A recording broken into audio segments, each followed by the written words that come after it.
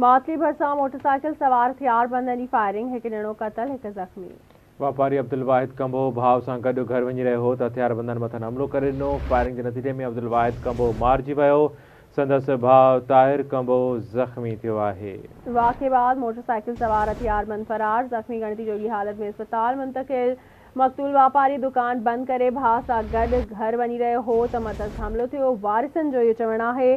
ख़बर असां शेयर कयूं पिया। मातली भरिसां मोटरसाइकिल सवार हथियार बंदनि जी फायरिंग, हिकु ॼणो क़तल हिकु ज़ख़्मी। वापारी अब्दुल वाहिद कंबो भाउ सां गॾु घर वञी रहियो त हथियार बंदनि मथां हमलो कयो। फायरिंग जे नतीजे में अब्दुल वाहिद मारिजी वियो, संदसि भाउ ज़ख़्मी थियो आहे। वाक़े खां पोइ मोटरसाइकिल सवार हथियारबंद फरार थी विया, जॾहिं त ज़ख़्मीअ खे गंज जोगी हालत में अस्पताल मुंतकिल कयो वियो आहे।